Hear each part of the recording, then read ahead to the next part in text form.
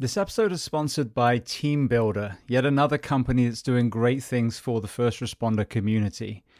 As a strength and conditioning coach myself who also trains tactical athletes, dissemination of wellness information is one of the biggest challenges. Now, Team Builder is the premier strength and conditioning software for tactical athletes, and there are several features that really impress me. Firstly, there is a full exercise library, so you, the personal trainer, does not have to create that within your own department. Secondly, you can send out programming, but also individualize, which I love. So you blanket program for everyone. Now you can tweak based on someone's injury, someone's need to maybe drop some body composition, rather than having to write a program for every single person on their own. Team Builder also allows you to build custom questionnaires to collate health and wellness data. It integrates with wearables. And I think one of the most important things is obviously it tracks.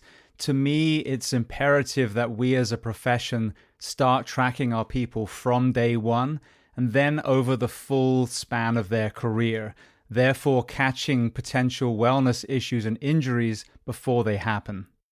Now, if you want to try Team Builder, they are offering you, the audience of the Behind the Shield podcast, a free 14-day trial to experience all of the features.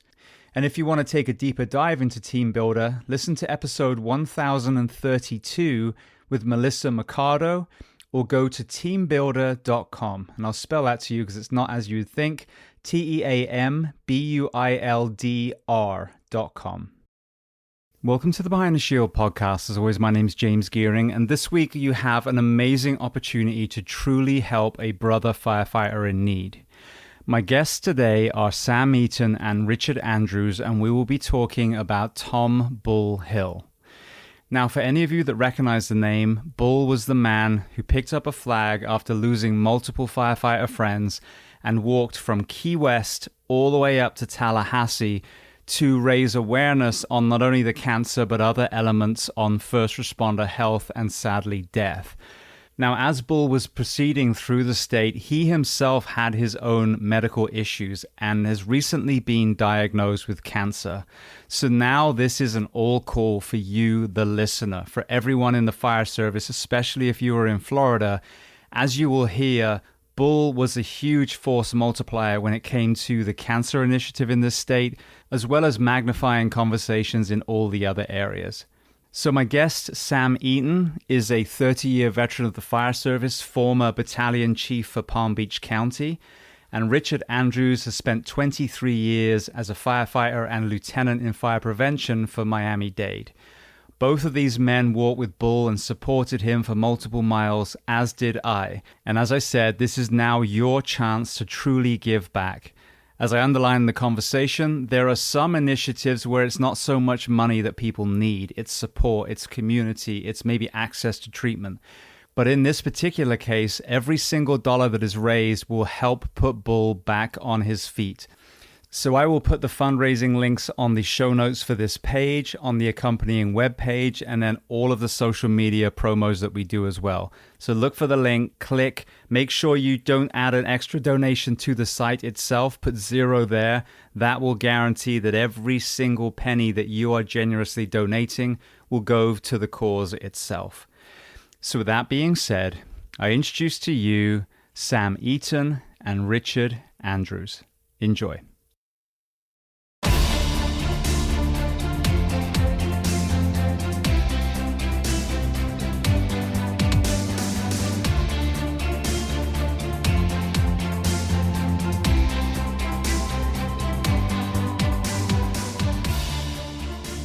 Well, Sam, I want to start by saying welcome to the podcast. I know that we have got Richard joining us in a little bit. We don't know exactly when, so we're just going to start off with you and I, and then we'll progress through. So as I said before, thank you so much for coming on the Behind the Shield podcast today.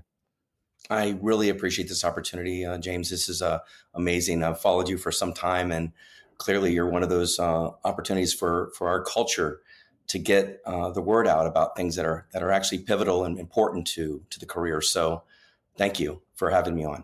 Yeah, well, we've obviously got a very incredible human being that's connected to the two of us. So we'll talk about Bull in a little bit.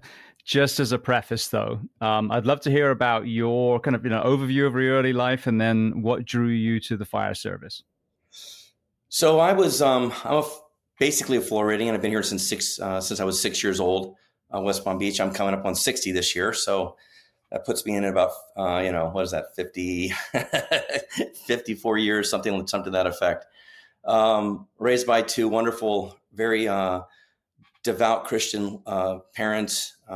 Certainly were in leadership for the churches they were a part of.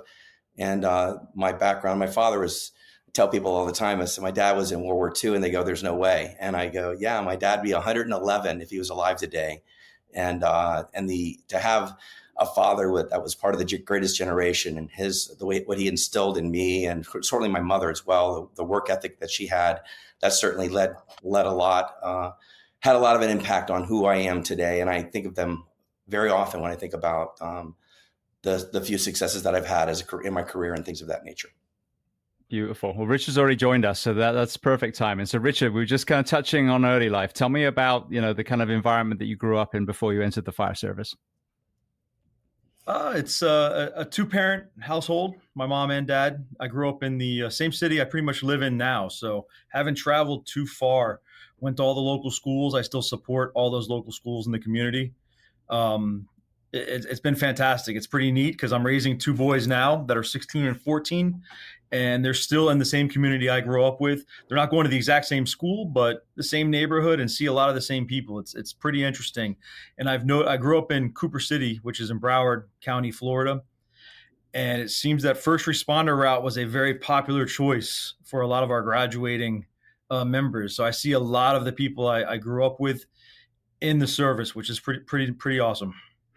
My wife just came home after almost 4 years at Nova Southeastern as an optometrist, doctor of optometry. So she was staying in Cooper City, just on the edge of Cooper City and Davie.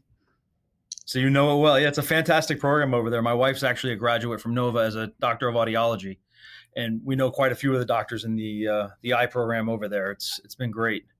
Absolutely. I know some graduates as well. That's fantastic. Yeah, it's a good school. Expensive, but good. Yes.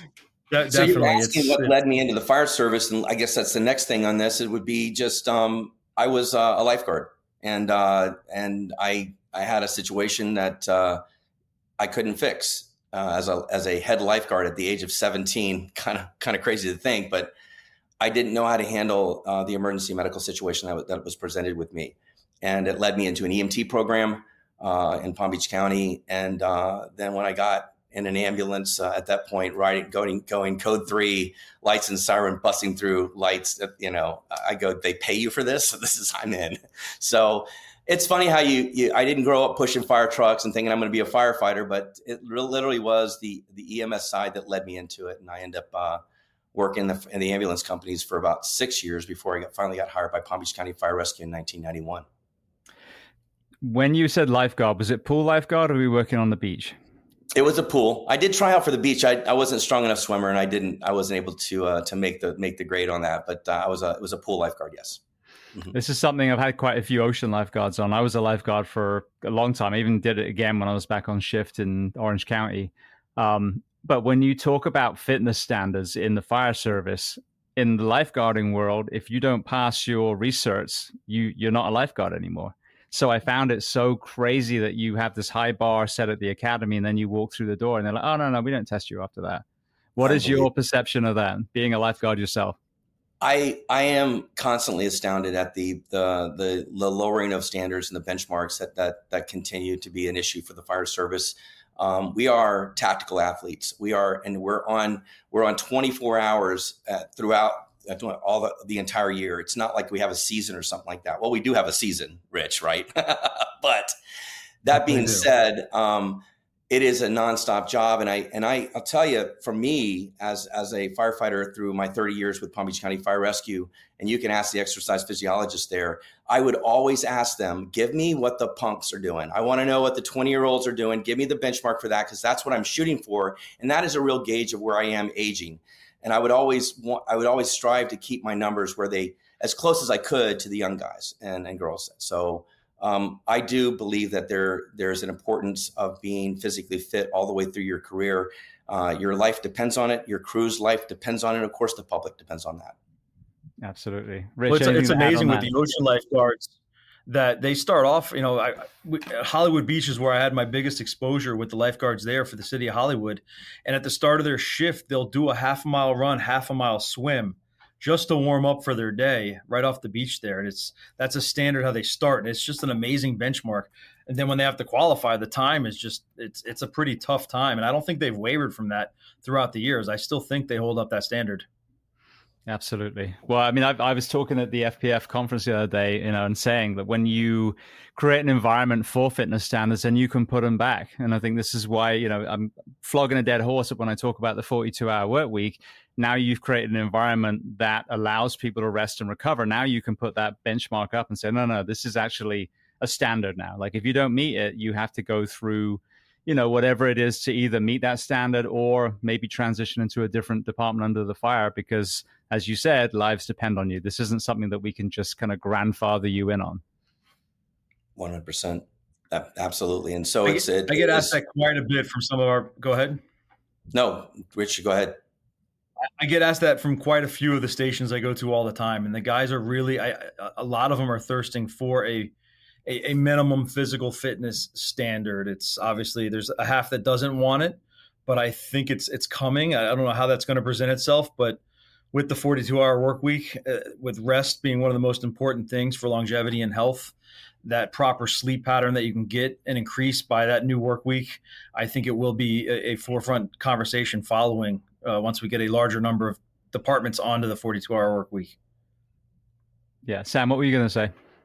No, I was going to say that I think that when I look at the fitness standards, again, I remember when I came in 1991, I mean, we were ready to go. And when I left the fire service at Palm Beach County, I was amazed at how many were not ready. Even coming in, like I just couldn't believe the recruitment had gotten to the point where we would have people that could make it through. And I looked at them, I thought they couldn't have held a standard to those earlier 90s and 2000s when we had a clear benchmark on what was required and what was really expected, physically speaking. So I think that's an issue across the board, and that's what I was just going to say, that it certainly is nothing like an ocean lifeguard for sure. Yeah, well, I've always said this. Firstly, the Florida certification is labeled minimum standards. So no one can say, oh, it's not fair. Like that, we were told that was the shittiest you should ever be in your whole career. Secondly, for me, I don't know if you remember, it was kind of revered back then, but when I went through Hialeah's Academy, I got hired by them in 2004. And we were a non-cert, supposedly, but half the group was certified because this was an environment where it was so competitive. And they beat the hell out of us. But it was so good because it set the bar high. It told James Gearing, okay, this is where you need to be as a firefighter. And so I carried it through and I maintained my fitness. Mm-hmm. The danger of lowering the standards is now you're asking people that have become deconditioned to go and meet that bar, which is so much harder than just maintaining it from the front door. Absolutely.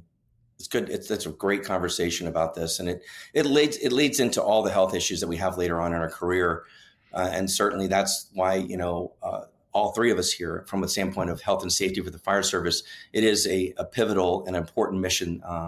It's part of what I know that from my standpoint, definitely for our organization, the Florida Firefighter Safety and Health Collaborative, it is certainly benchmarks that we try to maintain and create and maintain for the fire service. Absolutely. Well, Richard, give us a kind of introduction to how you found the fire service and your kind of on-ramp experience initially. So it was interesting that Sam started with lifeguard because I was also a lifeguard for the Broward County system. So I worked at one of our local parks, C.B. Smith, and that was my first exposure to any kind of emergency treatment, CPR. As a young individual, also it helped that my entire team and cross country worked at the park, so we also had practice on half the breaks, and it definitely helped us be a little bit better. But that was my first exposure. But it didn't catch on right then. I enjoyed it. It was a great job. But then I went to school and I was a numbers guy. So I was an accountant, and learning that and sitting in the classroom and seeing all of that. And probably about halfway through that, I realized I'm not going to be an office person. I like to be outside. I'm active. So I started just kind of pursuing what my options were. And coming out of high school, I signed up for all options that were on the table. I didn't shut any doors because you never know what tomorrow will bring. And it just so happened that I get a call 2 years after I graduated that I've been accepted to the Broward Fire Academy. So I said, hey, I remember the emergency response that I learned as a lifeguard. And I had a few friends that had parents that were firefighters. And I was like, this is an option. I'm going to go down this route.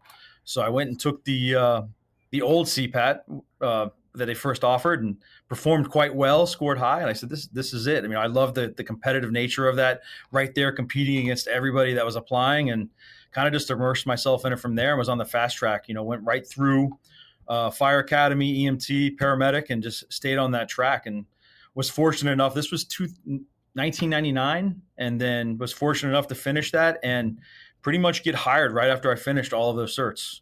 I got hired first on the West Coast in Bonita Springs, and then Miami-Dade called and hired me right before my first shift over there. So I do feel bad for those guys over there.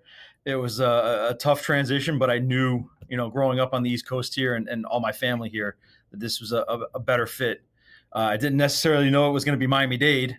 I didn't travel too far south unless I was going to a Hurricanes game prior to that. But I've learned a lot about Miami, and there's a lot of culture here and a great environment, and I've enjoyed every second of it being in Miami-Dade County. How competitive was it? I'll keep with you, Richard, then we'll go to Sam. How competitive was it back then to obtain a single position as a firefighter? So I remember going through a lot of smaller departments, especially most of the ones in Broward, and being, an applicant of 100 people, and going through the process, and they took your exact time. Every second counted on their physical agility tests. Every second counted on their swim tests. And just the process of going through the interviews, sitting in front of tables with 6-7 chiefs across the other as a young man, not having much life experience, and sitting across from these men, hitting you with pretty advanced fire questions.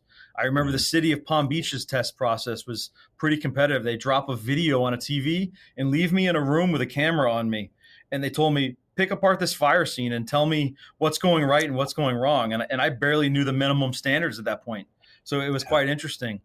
But then Miami-Dade obviously was taking applications. And if you want to see competitive, I think 14,000 people applied when I was going through that process. And the first step was a 50% lottery. So it didn't matter who you were either in or out. So 7,000 made it through. I was fortunate enough because I remember other young men and co-classmates in paramedic school, their parents worked for Miami-Dade and they didn't make it past the lottery. So I definitely considered that a blessing early on and knew what was going on there. And it just so happened that I made it through their process, and here I am.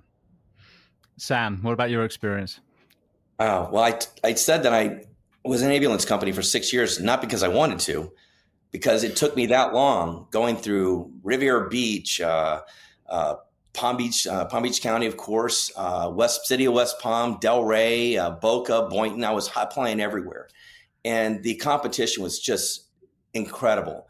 If you had one thing going against you, one little mark or something, you're automatically off the list. Like Richard's talking about, I don't remember numbers like that, but we were clearly 1,000 to 2,000 people applying for 5 positions every time you went in. So you knew that they were looking for that. And of course, there was other elements that were going on there with affirmative action and things of that nature. So that played a little role in who got selected first, and that kind of stuff is very, very frustrating to go through that over year after year. But when I got the call, man, I literally felt like I hit the lottery. Nate mentioned the word lottery. I remember specifically where I was sitting when Palm Beach County called me and said, "You're in," and I was in my office at the ambulance company, and they heard me from 3 rooms away. I was so excited. So it wasn't easy, and it still isn't.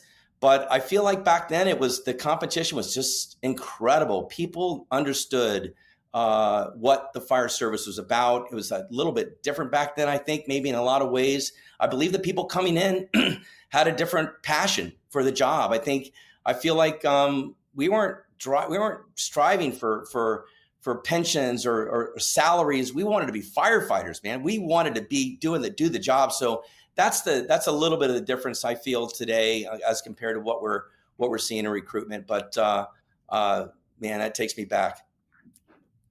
It's interesting. I went down to see my old training lieutenant, who's a chief now, I believe, and one of my classmates at Hialeah. They're there, and he's in training as well now. And it was crazy just being on the grinder, getting to just enjoy myself. All these recruits are getting beat up. But firstly, they referred to that one hiring class that we were a part of as Navy SEAL Hell Week. So I guess it was never as bad as that again. But I discovered that we tested against, I don't know exactly, but hundreds and hundreds of people for that class. And that was non-cert. But the real kind of underlining of how competitive it was is I'd totally forgotten about this. I just started talking about this, a few weeks ago. We didn't know how much we were going to get paid. Hialeah didn't advertise a salary. And we all still applied. Hundreds of us still applied. And we found out, I think it was about 3 weeks into it. So that, compared to now, but I think there's good and bad. Obviously, if you have such a high demand, then it's very easy not to address the things that will take care of your people because there's an unending line of them. Conversely, now you've got this whole, the pendulum swung the other way where now they're trying to lure people in with hiring bonuses and this and that. And now the focus has kind of been made on the numbers rather than the desire. So I feel not trying to revisit this topic too much, but when we go to the 42-hour work week and we get that balance right, I think you're really going to see a lot of people lock back into the calling rather than the benefits themselves. Absolutely. I really hope that that's the results from it. It's interesting to talk about the 42-hour work week, and a lot about it, your presentation on it. And it is not what it was in the early 2000s when you applied with hundreds of people. I think there are, expansions and the cities are growing. Our population in Florida has taken off. So the need for service is there, but we're having to recruit more than we ever have versus having that pool of people. And Sam is 100% right on the reasons behind some of the applicants now. It's not necessarily 100% of the drive to be a first responder.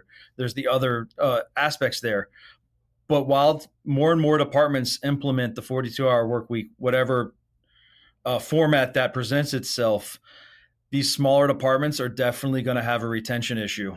And it's going to be interesting. That's probably a much longer conversation, but these people are going to have to get on board because there's going to be a lot of movement of experienced firefighters, I think, around the state, greater than we've ever seen.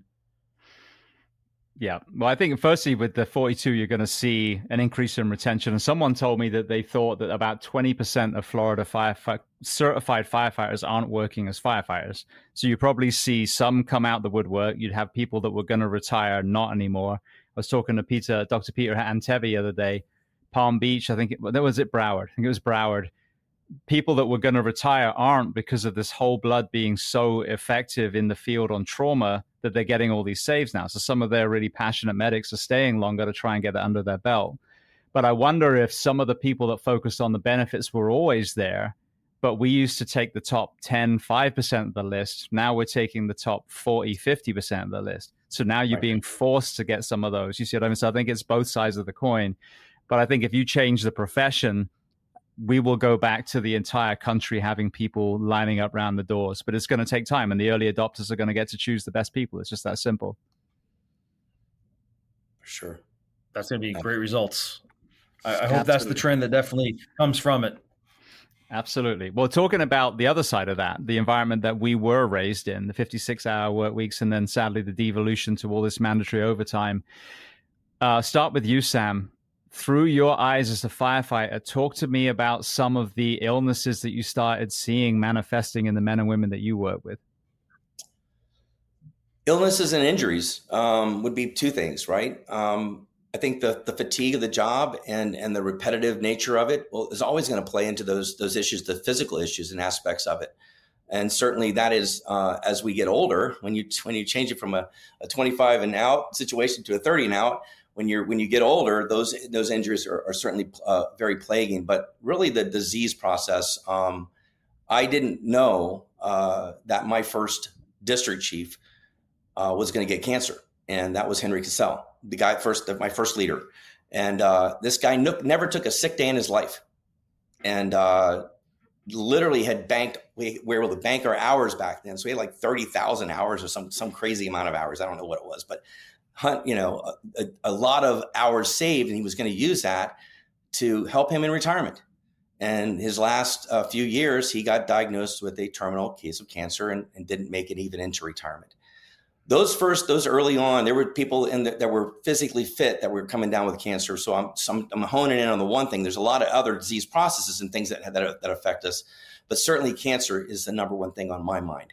And we would see some of the people in the top shape of their life, all of a sudden they're not with us anymore, and we're going to these funerals. And back then there was no connection like this. The job's creating this. We're just like, what?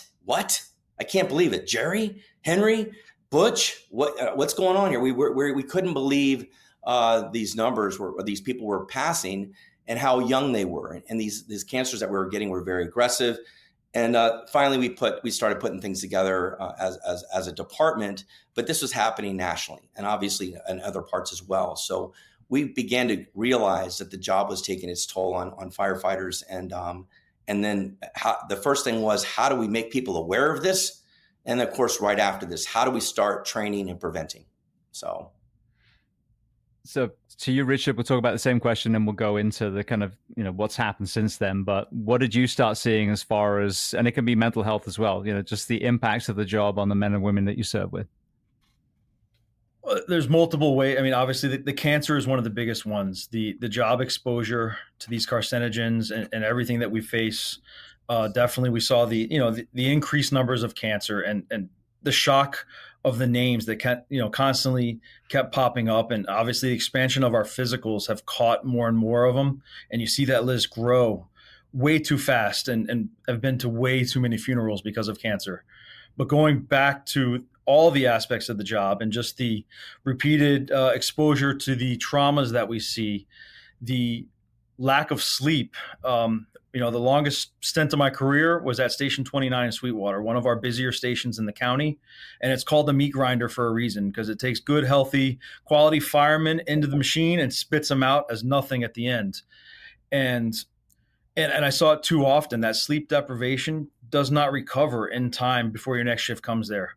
The other part is nobody wants to work there. So you're the one constantly picking up the other shifts, and you get the mandatory overtime because no one else will work that off-going truck. So you just spend 12 more hours on the busiest truck in the county, or one of the busier trucks in the county.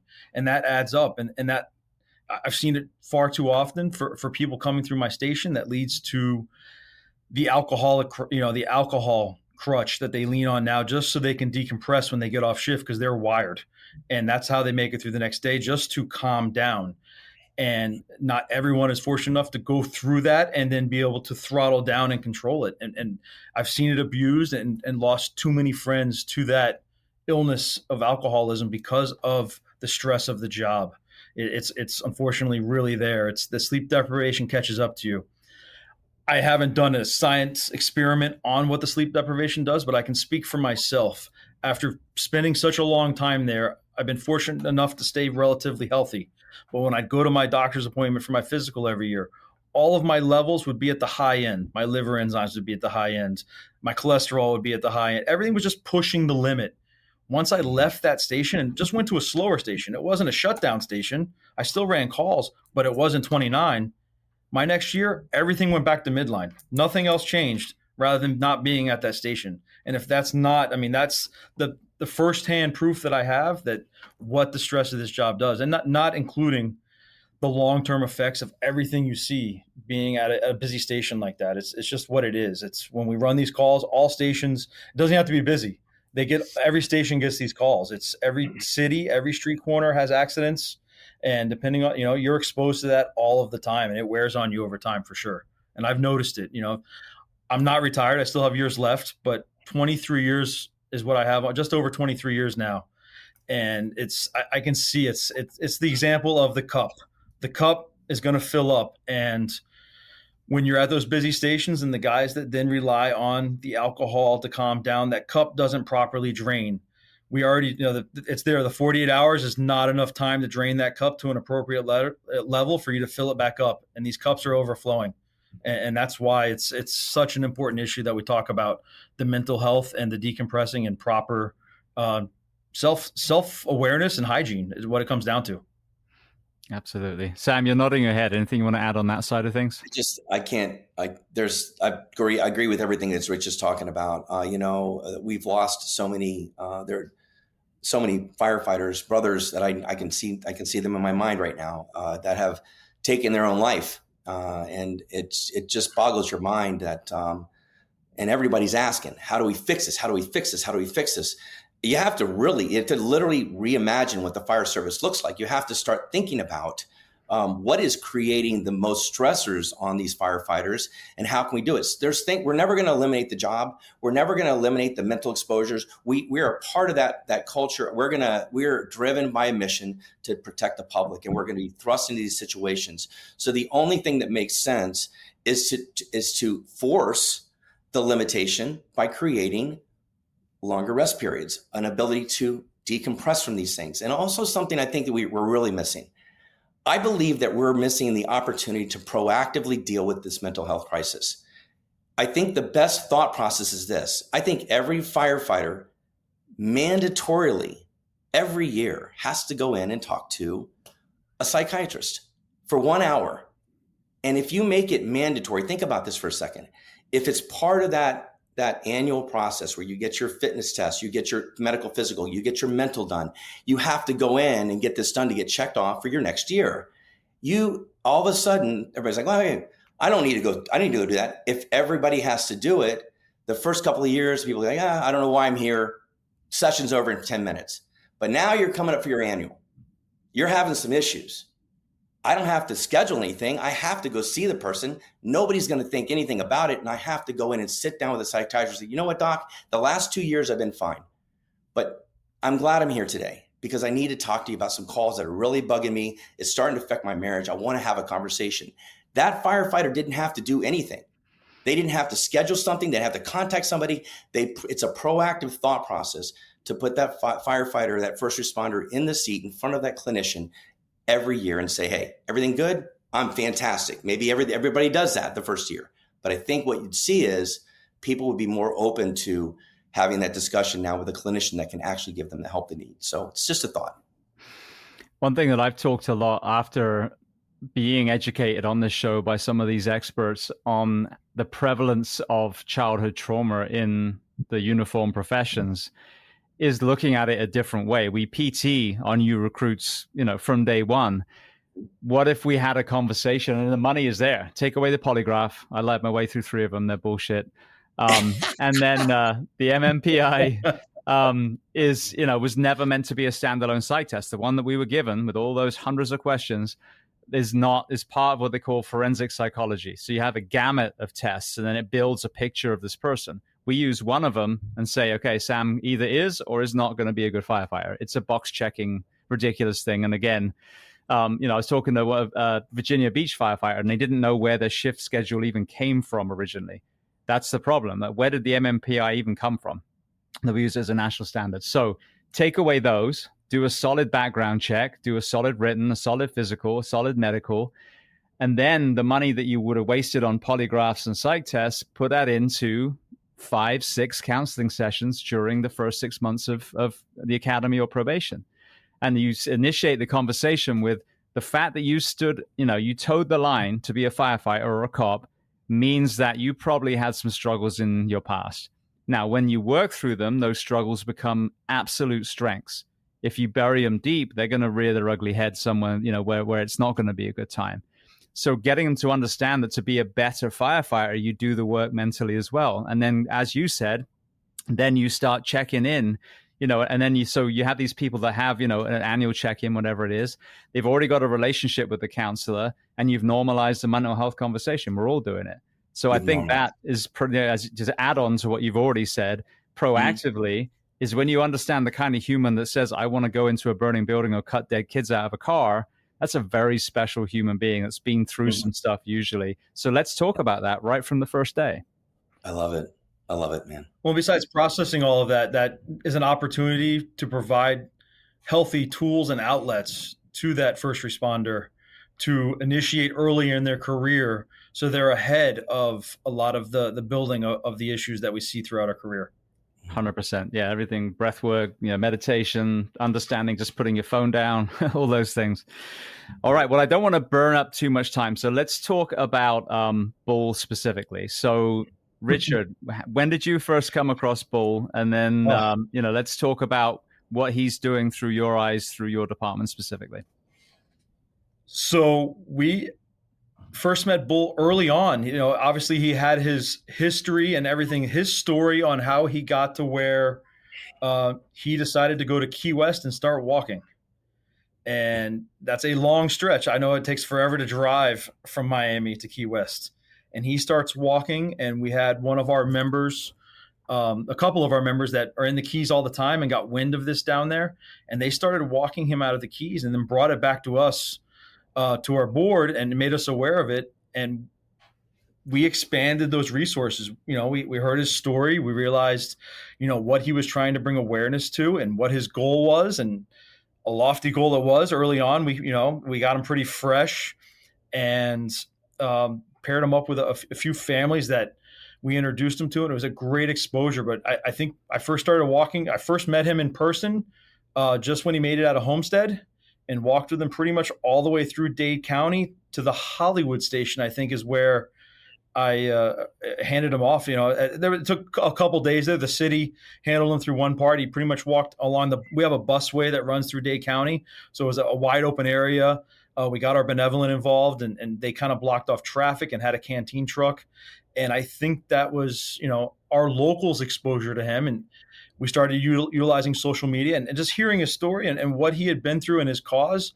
We knew that, we had already been in Tallahassee fighting for cancer coverage in the fire service. And it was primarily, obviously, the cancer side of this. We knew session was going to come again. And this was always a fight. And we're like, this guy's really making a difference. He's drawing attention to the issues. And once you meet him, it's pretty much inevitable at that point that his charisma and his passion is contagious, and you just want to rally behind him. My kids were little at that time, it's a few years back now, and they walked with us one day, and they wanted to hear the story. And then we started sharing the story, and social media at the time was, it was still, a few years ago, but really helped spread the word.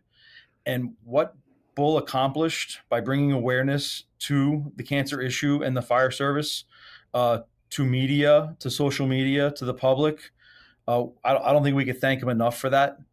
But also what he did, it's a key figure of time in the fire service and first responders in the state of Florida to bring us together. A lot of us operated in a silo in our cities and in our counties. But to watch him be handed off from Miami-Dade County across the line through Hollandale to the city of Hollywood, and the welcoming party they had for him at the station was remarkable. And then following his path up the state, watching the handoffs, watching the cities, watching the counties, these departments come together and support him all the way to Tallahassee. I mean, I know it was a tough feat. It's amazing what he accomplished. But to the point where spreading the word, when he crossed from the East Coast to the center of the state over Highway 50 through the Winter Garden area. At this point, I think Mission Barbecue rallied across there. They had the media up there.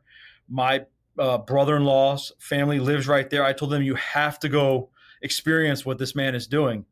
And it just so happened, they said, wish I had the picture. They ended up on the newspaper with my nephew meeting Bull and him welcoming him across the state, and just seeing the media frenzy behind it. It's we can't thank him enough. And at that point, what he did for us. His friendship just grew from there. And I knew that I had a lifelong friend and supporter of what was right in the fire service.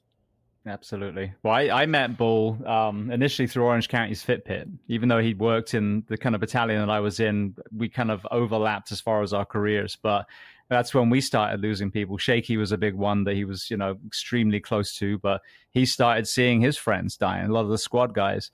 And so the 343 Hero Challenge are some of those. And then a few years later, we did an interview. I can't remember if it was before or after the walk, or if we did two. I'll get that, and I'll put those on the show notes for this as well. But we walked with him through Marion County, and I just had knee surgery, and my son was with me as well. So we went up through 441, through Ocala there for as long as we could before I had to tap out. But, yeah, I mean, just a guy that's been through so much, overcome addiction, had strokes, and his focus is other people, to the point where, we've all got to understand there's the limit where it becomes detrimental. But that servant's heart was reignited, especially when he really transitioned out the fire service and kind of took on a Forrest Gump-esque journey from Key West to Tallahassee to bring light to the cancers, the mental health, everything really. But with that being said, that was kind of my perspective in a nutshell. Sam, talk to me about your bull experience. Walk, bull, walk instead of run, force, run. Man, I love listening that Richard's referring to, I think, Randy Brown and Adam Parks, right? Correct? Yes. Those two guys, Correct. rock stars. They saw it before anybody else did. They saw the wave coming. My connection to bull started with a girl named Jen Clyer, a firefighter for Palm Beach County Fire Rescue. Mm-hmm. She worked for Orange County before coming to Palm Beach County. And she had told me 4 or 5 months before the walk, she says, "Hey, have you heard about this guy Bull? Do you know Tom Bull?" She wanted to introduce him. I was like, I didn't got time for this. I had too many things going on. And then she contacts me again. She says, "Can you meet me down in Miami-Dade area, actually just at the top part of the Keys?" And I said, "Why?" She goes, "You got to come see what's going on." And I took her for her word, and I came down, and I saw the pack, I think it was at that point. Mm-hmm. And I met Randy and Adam there, and that was my first exposure to bull. And I was like, I wanted to kind of figure out what's going on with this guy. Where's he coming from? What's his agenda? What's he up to? I got a little bit of, I don't know him. And, but I was immediately impressed, and you could tell there was a different air about this guy. And like literally, I felt like we finally had an opportunity to take we'd waited 16 years to get some kind of legislation in place here in the state of Florida. And at the time that he's marching for this, we had 4 cancers that they were going to cover. They were trying to convince us, hey, at least let's get the 4 cancers covered. There was no female cancers. There's only 4 cancers. One of them happened to be multiple myeloma cancer, which was the cancer that my buddy got. But my point is that at the time, they were trying to get us to settle for 4 cancers. And we weren't having it. We didn't want it. We didn't wait 16 years to get 4 cancers covered. We should have the best thing. And I know the FPF and the locals were working hard, like Rich talked about. So many people to name. I don't want to start naming people, but I'm telling you, there's so many people that were working really hard at the same time to get something in place, but nothing was budging. So here's JP and Shaky pass away from cancer. JP, independently, I believe this, as the story goes, they both said to Bull, "I'm embarrassed." They're on their deathbed. And they say, "I'm embarrassed that I chose the fire service because I'm not leaving my family with anything." He said, there's nothing more sacrilegious in he didn't say this, but I'm saying his position on that was, how could that possibly be? How could a guy that served the public and did what he did in his whole entire career, and this is what he says on his deathbed, that should never happen. And I know that he went with no agenda, no plan, no people in place, no support, goes down to Key West, takes a pack, says, "I'm going to walk and I'm going to start talking." And it was almost biblical in a lot of ways. I'll just say that. It felt like almost, and I don't want to, but Jesus, it was just like this prophet, a prophet from another land coming through this area. I was so impressed with him. I rushed back to Palm Beach County. I saw what he was doing. Miami-Dade was already working on theirs. And I put this thing had 24 names. It's got 34 now. 10 more people have died from cancer since this happened in 2018. But we rushed and got PATs cut as quickly as possible. And we met him at the county line, Rich, like you said, the pass off. And we strapped this thing to his pack, and this thing went with him. We started obviously supporting this guy. I'd never seen somebody more unbridled, more on point, more willing to get in somebody's face and basically settle for nothing but a yes. He was literally done with it. My history on cancer prevention goes back to this helmet. Rich has seen this many times. This helmet was handed to me with no crosses on it. The guy that handed it to me is right here, Butch Smith. This guy here, Tim Monahan. driver operator for Palm Beach County Fire Rescue, made this helmet, made this in retirement. Butch handed me this helmet and said he was fighting cancer at the time. Tim had already passed. He says, Tim wants you to have this and make sure every time you talk about firefighter cancer, that it's present. This is my way of making sure that gets done. But there are firefighters from across the state, including City of Miami, Ralph Garcia on here. A number of other departments are represented on this helmet across the state. And this helmet, I want to hold it up here. This helmet walked the state with Bull. This is Mike Sweeney's cross. This is a battle scar from the walk. It's the only one that's done this, and it's because people were carrying it and it rubbed the cross raw. I left it just where it was at. I put a smaller one next to it. But my point is that this made the walk for most of the walk with Bull all the way up the state into Tallahassee. I would just say this. There's not a single person that I know of in the fire service nationally or internationally that's had more of an impact on a specific legislative piece than that one individual, Tom Bull Hill. That's the statement I'd stand on. I'll go to my grave saying that, because he really did something that nobody else could do. He created a momentum and a wave. We had 1,500 people walking down the streets into Tallahassee. Rich, I'm not sure if you were there or not. We may not even known each other at the time, but they said we had to stay on the sidewalk. And then, okay, you can have one lane. They just had to shut the road down because we were coming. And the way that looked and the impression that it made helped the legislators see the impact that cancer had had on one walk. He had collected thousands of names of firefighters that had lost their life to cancer, and some that had killed themselves from suicide, but the majority of those were cancer things. And when you have something like that, add that on top with the boots that were on the hill, all the empty boots, the packs, ashes of firefighters in packs, you can't deny it any further. We had a unanimous vote to finally get 21 cancers covered in the state of Florida. We went from 4 to 21. And I'll say this, I know it wouldn't have happened if Bull hadn't made that statement. It wouldn't have gone through like it did. And I do appreciate the work that he's done on that. Bull starting the walk as the starting point, and his drive being so powerful and contagious, and his sincerity, and he's an everyman's fireman. He's gone through a lot of the turmoils that he relates to so many different firefighters. The fact that his drive was so strong and he rallied the fire service across the state together is what launched the effort that went into that next session, going into the impact of everyone marching down towards the Capitol, opening the legislators' eyes, starting session with all of those boots outside the Capitol with that unified front, because we were all working together. It was, we couldn't have done it with the amount of people that came together to do that. And then putting all of the gear around the Capitol for that entire session, we did not let them forget. And everybody from around the state kept pushing and pushing their reps, their senators, and not letting them forget what they saw walking down towards the Capitol when 1,500 firefighters came together. So it was definitely, it's such a highlight of my career for sure, being part of that. To Rich's point, I want to make sure this is clear. We know, I want to say, when I say Bull, it took everybody to make this happen. There are many organizations that were working. The Firefighter Cancer Support Network, our organization, the Sylvester Comprehensive Cancer Center was supporting Bull's walk.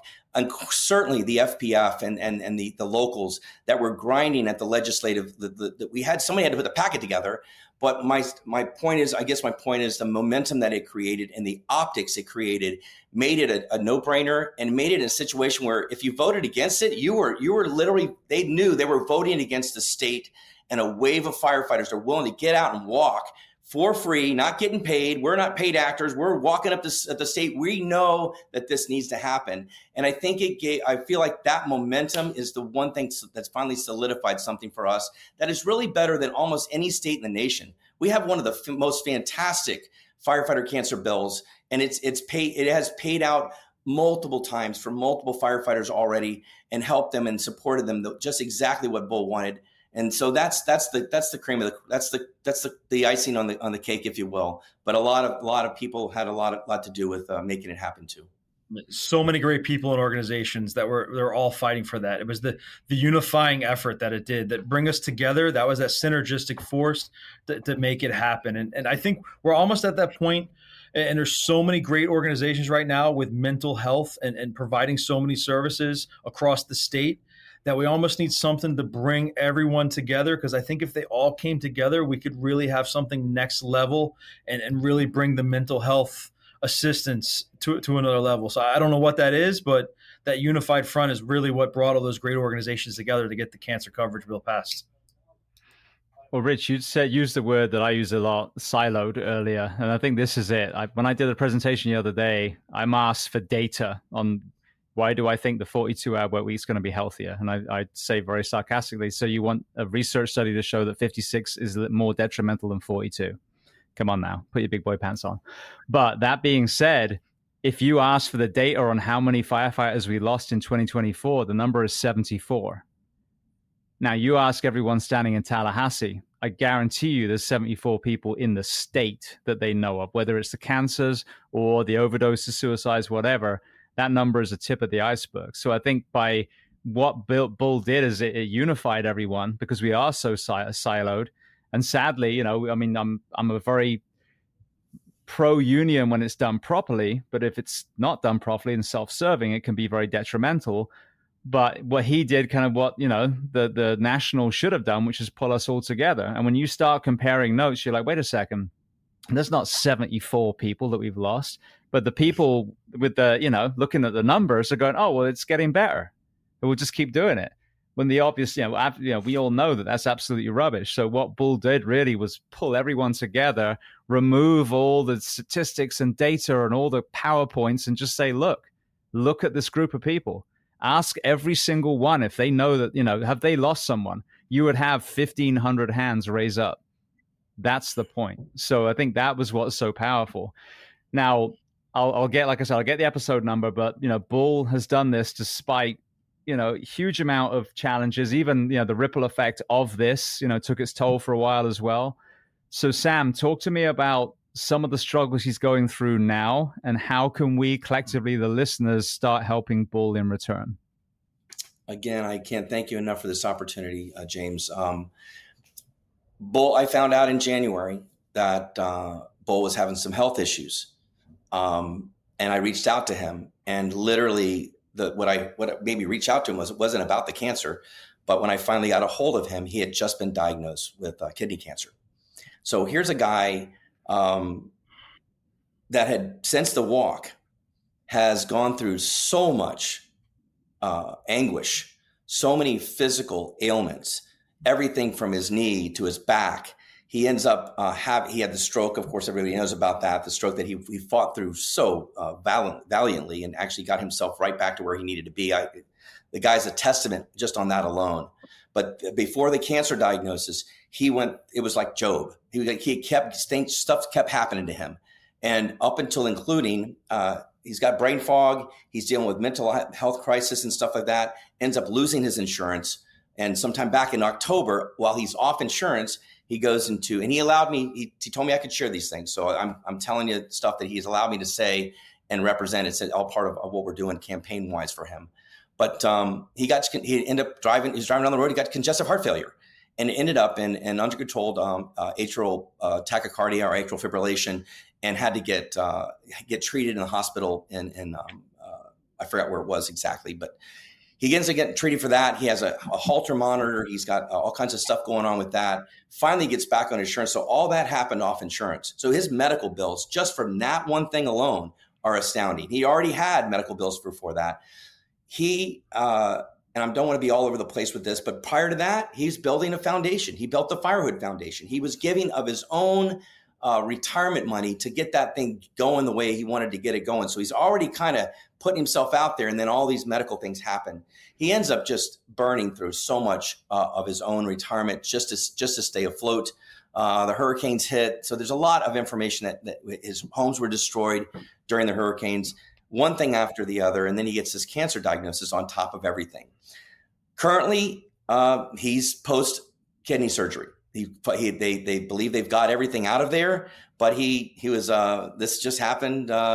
Literally, this is new information for a lot of people, but this happened just just last month. Has the kidney surgery. He's about 2 weeks post kidney surgery.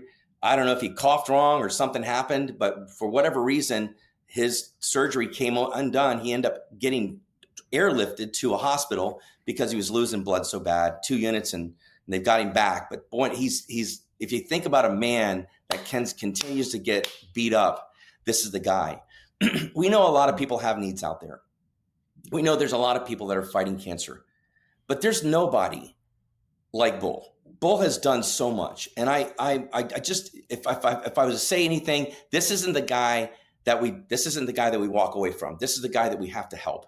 He helped so many people. He gave himself nonstop without wanting to get anything back, and here he is now in a desperate need, financially, physically, mentally. We talked about the mental thing earlier. That's really a big impact. So all of that being said, that collectively is what we're looking at right now. We started a GoFundMe, not a GoFundMe, it's a Give, Send, Go. Rich Andrews has been with me since we started it. It's about 3 months. We had initial goal of $100,000. We're almost at 70, which is fantastic, but we want to get to that. Actually, want to exceed the goal of $100,000 on this.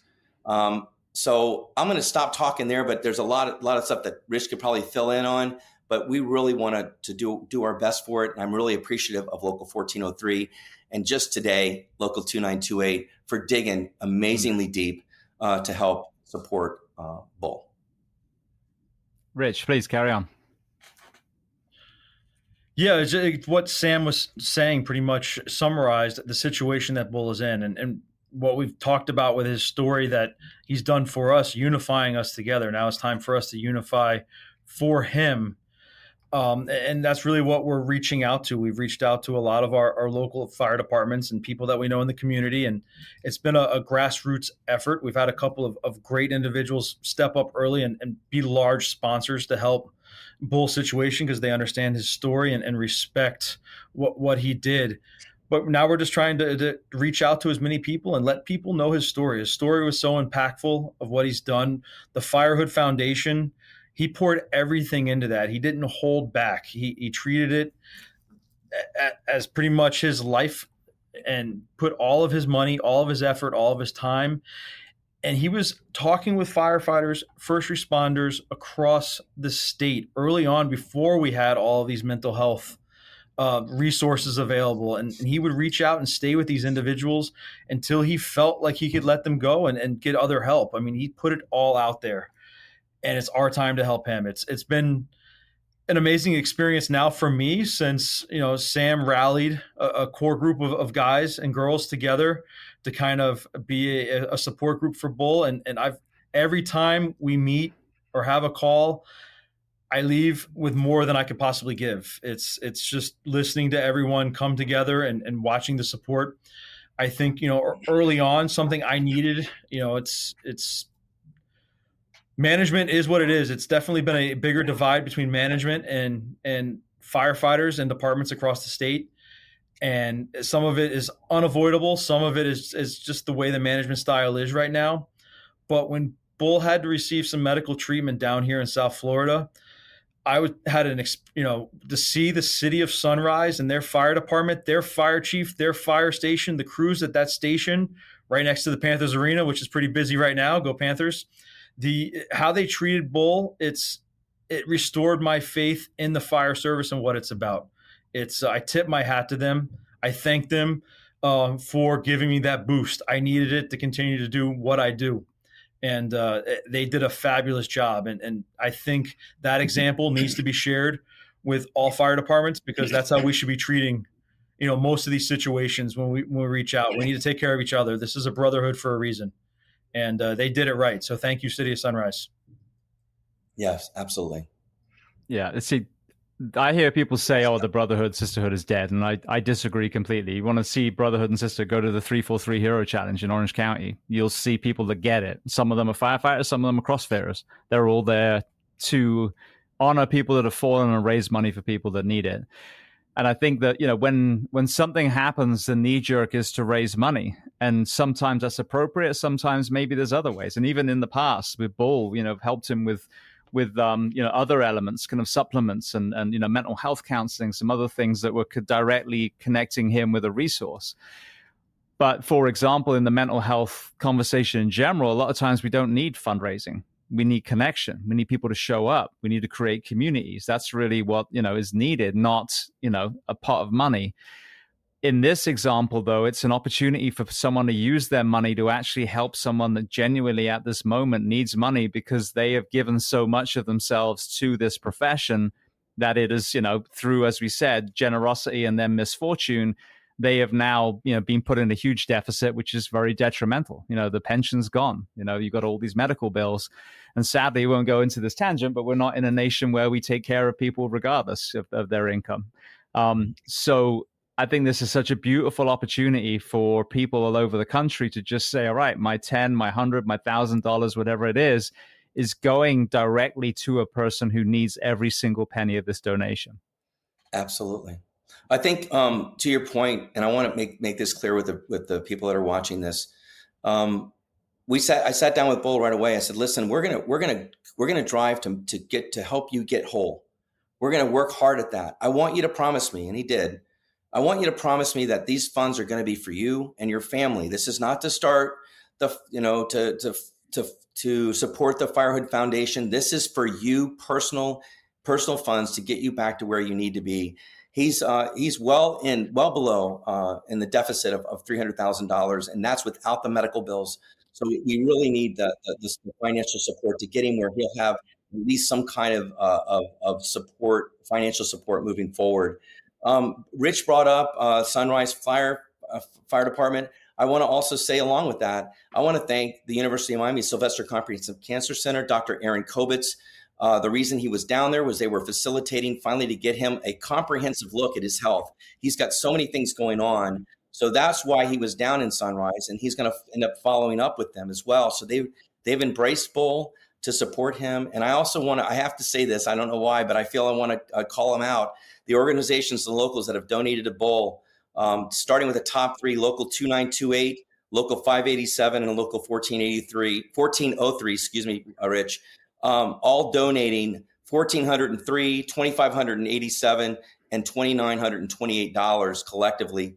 Osceola's Benevolent, the Winter Garden Professional Firefighters, Mount Dores Local, Palm Beach County Retirees, 2650 Foundation, Alachua's Local, Lake County Benevolent, Orlando Benevolent, Kissimmee Professional Firefighters, Volusia County, Local 3574, and the Fire Department Kitchen Table, which is an Orlando retiree firefighters, all of them given in the neighborhood of $500 to $1,000, has really helped us get there. Raising Alphas, a project with Stephen Davis, has done an amazing job, and their whole organization gave thousands of dollars, over $30,000 to get us started. So we have had some good support, but we need to continue that. And I'm hoping that everybody will understand that the Give, Send, Go is the way to do that. And really, it's going to go directly to Bull and help him in support.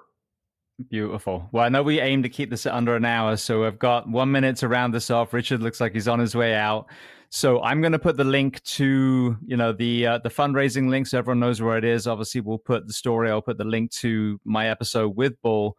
But Richard and Samuel, I want to thank you so much for coming on today, obviously giving a little backstory of why this is so important to you, but also for coming on and being Bull's voice today.